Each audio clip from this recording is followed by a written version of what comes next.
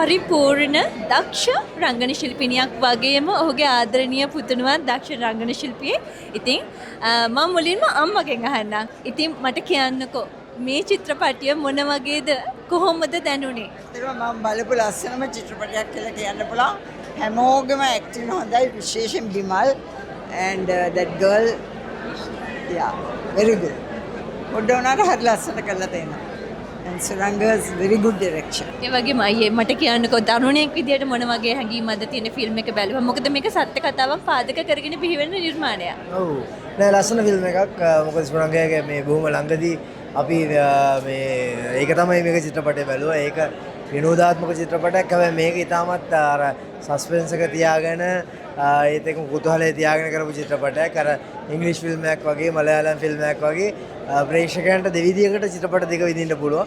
මාත් ඒ විදිහටම ඉඳලා ඉතින් බොහොම සන්තෝෂයි. හැමෝටම ආරාධනා කරන අයල් නරඹන්න කියලා.